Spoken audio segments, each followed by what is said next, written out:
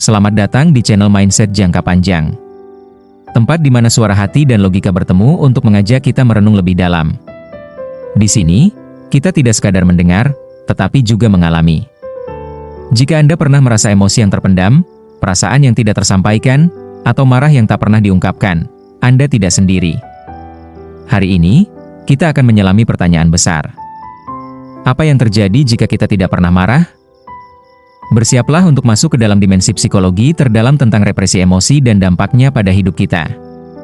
Mari kita mulai perjalanan ini, bersama saya, di Mindset Jangka Panjang. Pernahkah kamu menahan amarahmu begitu lama, hingga kamu lupa bagaimana rasanya marah? Pernahkah kamu tersenyum saat seharusnya kamu berteriak? Diam ketika seharusnya kamu bicara?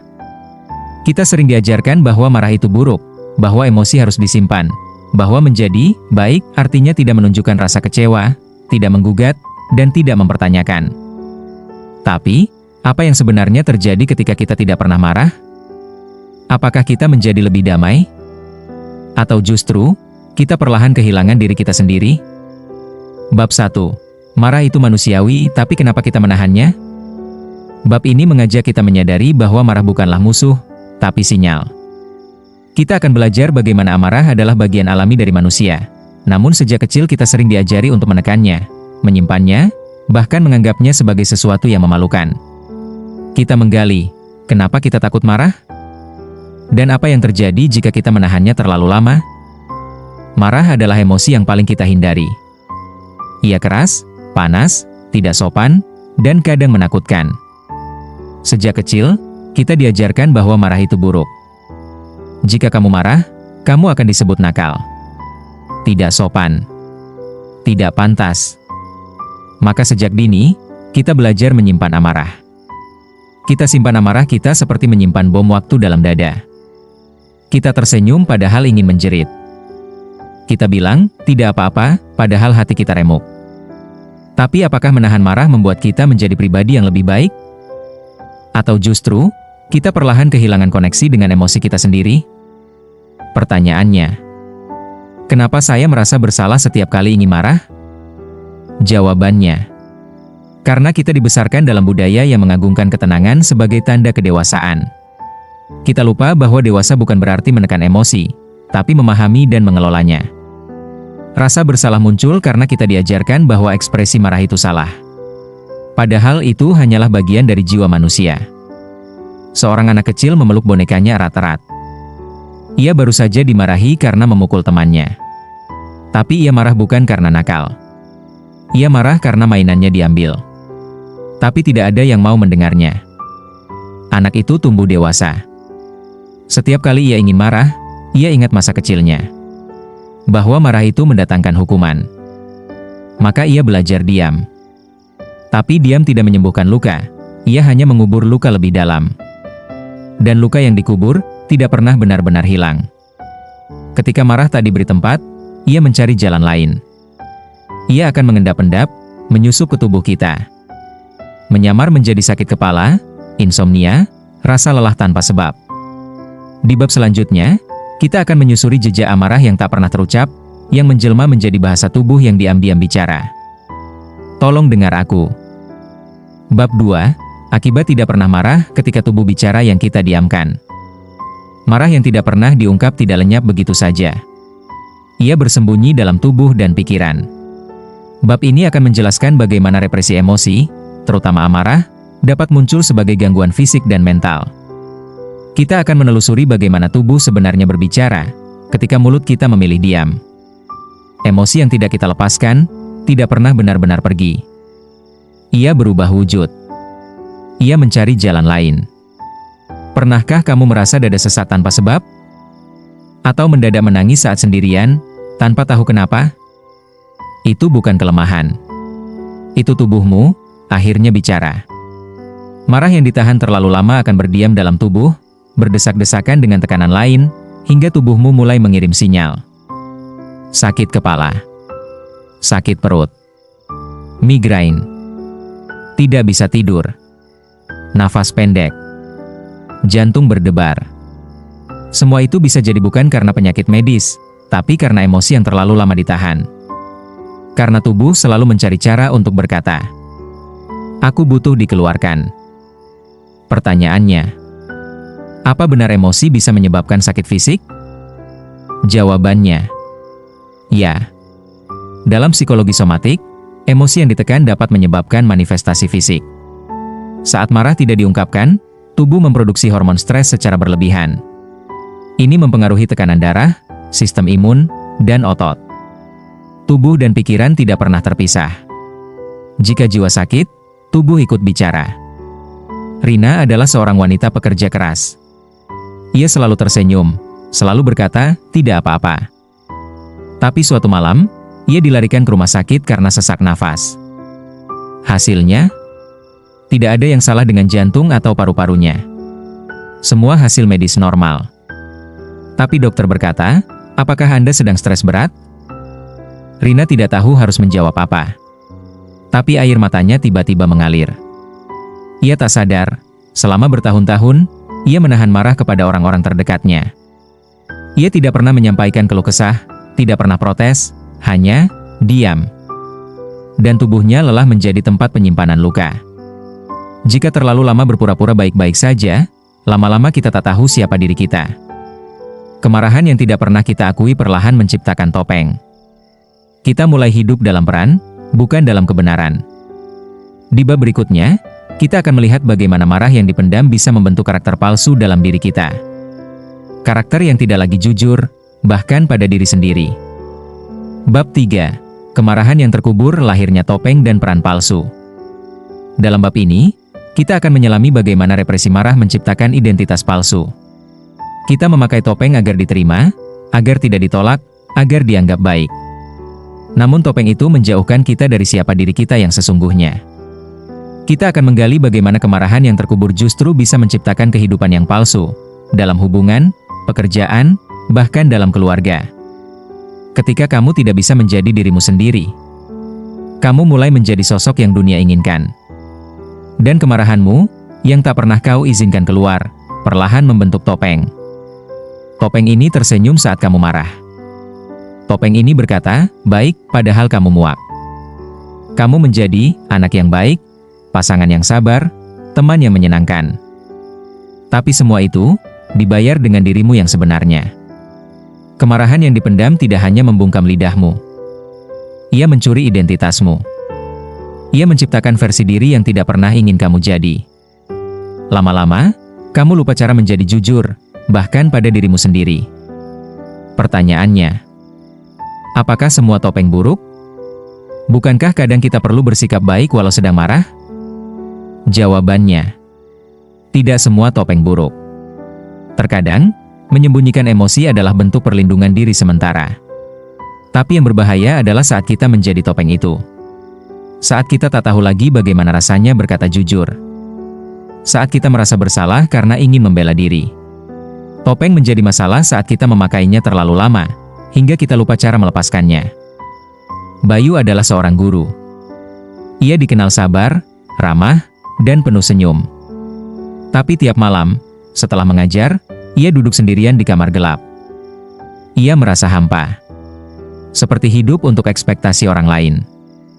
Ia tidak pernah berkata tidak pada siapapun. Tidak pernah mengeluh. Tidak pernah marah. Bahkan saat orang lain melewati batas. Sampai suatu hari, dalam sesi terapi, ia berkata, "Saya tidak tahu lagi siapa saya, kecuali senyuman yang orang lain sukai." Bayu tidak kehilangan jati dirinya karena orang lain. Ia kehilangannya karena ia tidak pernah berani menjadi dirinya yang marah dan jujur. Untuk sembuh, kita harus belajar kembali mengakui apa yang kita rasakan. Bukan hanya rasa senang, tapi juga kecewa, lelah, marah. Di bab berikutnya, kita akan pelajari bagaimana caranya melatih diri untuk menghadapi marah, bukan menekannya. Karena mengenali marah adalah langkah pertama untuk menjadi diri sendiri, tanpa topeng.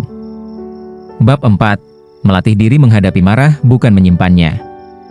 Setelah menyadari bahwa menekan marah bisa menciptakan penderitaan batin dan kehidupan yang tidak otentik, kini kita belajar cara menghadapi marah dengan sehat. Bukan meluapkan secara kasar, dan bukan pula memendam dalam-dalam, tapi memberi ruang aman bagi emosi itu untuk didengar dan dilepaskan secara sadar. Bab ini mengajak kita untuk melatih keberanian menjadi manusia seutuhnya, yang boleh marah, namun tetap terkendali. Marah bukan hal yang harus ditakuti, tapi ia harus dikenali. Kita sering diajarkan untuk memilih antara dua kutub. Marah dengan kasar, atau menahan sepenuhnya. Padahal ada jalan ketiga. Menghadapi marah dengan sadar. Kita bisa berkata, "Aku kecewa," tanpa membentak. Kita bisa berkata, "Itu menyakitkan," tanpa mengamuk. Melatih diri untuk menghadapi marah. Artinya kita membiarkan emosi itu lewat. Bukan kita tolak, bukan pula kita peluk terlalu erat. Marah datang seperti gelombang. Kita tidak perlu menahannya, cukup berdiri tegak dan mengizinkannya lewat. Kita bisa marah, dan tetap berharga. Kita bisa jujur, dan tetap dicintai. Kita bisa terluka, dan tetap manusia. Pertanyaannya, tapi bagaimana jika saya takut menyampaikan marah karena takut menyakiti orang lain? Jawabannya, ketakutan itu wajar. Namun penting disadari. Menyampaikan marah bukan berarti menyakiti. Kita bisa menyampaikan perasaan dengan kata-kata yang jujur dan lembut. Aku merasa kecewa dengan yang terjadi. Aku merasa tidak dihargai. Orang yang mencintaimu akan belajar memahami. Dan kamu tidak harus menjadi pelindung semua orang dengan mengorbankan dirimu sendiri. Dika adalah seorang manajer muda yang selalu menyimpan emosi. Ia takut dianggap tidak profesional jika terlihat marah. Tapi pada suatu hari, ia mencoba sesuatu yang berbeda. Dalam rapat yang panas, ia tidak berteriak. Tapi ia berkata dengan tegas, "Saya merasa kecewa dengan cara ini ditangani." Semua orang terdiam. Tidak ada yang melawan. Justru, mereka mendengarkan. Setelah rapat, salah satu rekan berkata, "Terima kasih sudah bicara jujur, Dick. Saya pun merasakannya." Untuk pertama kalinya, Dika menyadari. Menyuarakan amarah bukanlah tanda kelemahan. Tapi tanda bahwa kita peduli, dan ingin sesuatu menjadi lebih baik. Jika kita bisa mengakui marah dengan bijak, maka kita juga bisa menggunakannya untuk menyembuhkan, bukan melukai. Di bab terakhir, kita akan mempelajari bagaimana marah yang dikelola dengan tepat bisa menjadi alat untuk transformasi diri.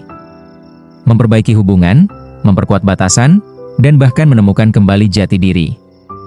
Karena marah bukan musuh, ia adalah pintu menuju pemulihan. Bab 5, marah dengan bijak membuka pintu pemulihan emosi. Marah tidak selalu destruktif. Ketika kita bisa memahaminya, mengelolanya, dan menyalurkannya dengan sehat, marah bisa menjadi energi penyembuhan. Bab ini menjelaskan bagaimana marah yang diproses dengan bijak bisa memperbaiki relasi, memperkuat batas diri, dan menyembuhkan luka yang tersembunyi. Inilah bab penguatan. Saat kita berdamai dengan marah, kita mulai memulihkan diri kita yang sebenarnya. Marah adalah pintu. Di baliknya, ada rasa kecewa, luka lama, ketakutan, dan harapan. Tapi hanya jika kita berani membukanya, kita bisa mulai memulihkan luka-luka itu. Marah yang bijak bukanlah marah yang disembunyikan. Bukan pula marah yang diledakkan tanpa kendali. Tapi marah yang dipelajari, yang dikenali, yang diizinkan hadir, lalu dilepas dengan penuh kesadaran. Kita bisa berkata, "Aku marah karena aku merasa tak dihargai. Aku kecewa karena aku berharap lebih." Dan dari kalimat-kalimat itu, hubungan bisa berubah. Batasan bisa dibangun. Dan yang paling penting, kita bisa berdamai dengan diri sendiri. Pertanyaannya, bagaimana saya tahu bahwa marah saya sudah sehat dan bijak? Jawabannya, tanda marah yang sehat adalah ketika kamu bisa menyampaikan perasaan tanpa melukai. Kamu tidak kehilangan kontrol. Kamu tidak ingin membalas dendam.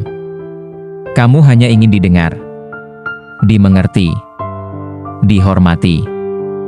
Marah yang bijak membuat hubungan tumbuh, bukan runtuh. Marah yang bijak membuatmu jujur, bukan kehilangan arah. Jika setelah marah kamu merasa lega, bukan menyesal, itu tandanya kamu melakukannya dengan benar. Lila dan ibunya sering bertengkar diam-diam. Selama bertahun-tahun, Lila hanya diam. Menyimpan rasa tidak dihargai. Tapi suatu sore, Lila memutuskan untuk berbicara. Dengan suara pelan, ia berkata, "Aku merasa selama ini Mama tidak pernah mendengarkan aku." Ibunya terkejut. Tapi untuk pertama kalinya, mereka bicara jujur. Mereka menangis bersama. Tidak ada yang menuduh. Tidak ada yang membela diri. Sejak hari itu, hubungan mereka berubah. Semua berawal dari keberanian Lila untuk marah dengan bijak. Sekarang, kamu tahu. Tidak ada yang salah dengan merasa marah. Yang salah adalah ketika kita mengabaikannya dan membiarkannya tumbuh dalam gelap. Marah bisa menjadi cahaya jika kita berani menyalakan dan mengarahkannya dengan sadar. Maka, mulai hari ini, izinkan dirimu untuk merasa tanpa malu, tanpa takut, tanpa topeng. Karena setiap emosi, termasuk marah, adalah bagian dari manusia yang utuh. Dalam dunia yang sering memaksa kita untuk selalu kuat, kadang yang paling berani adalah mereka yang berani merasa. Terima kasih telah menemani perjalanan ini. Semoga kamu tidak lagi takut pada kemarahanmu, tapi menganggapnya sebagai sahabat yang perlu kamu pahami. Karena kamu layak didengar. Kamu layak jujur. Kamu layak marah tanpa kehilangan siapa dirimu. Kamu baru saja mendengarkan audiobook eksklusif dari Mindset Jangka Panjang. Jangan lupa, setiap emosi adalah bagian dari perjalananmu menjadi manusia yang utuh. Jika kamu merasa narasi ini berguna, bagikan kepada orang lain yang juga sedang menyimpan amarahnya sendiri. Dan jika kamu ingin terus menyelami hal-hal mendalam seperti ini, ikuti dan nyalakan lonceng notifikasi agar tidak ketinggalan konten berikutnya. Sampai jumpa di narasi berikutnya. Dari hati yang jujur, untuk hati yang sedang mencari.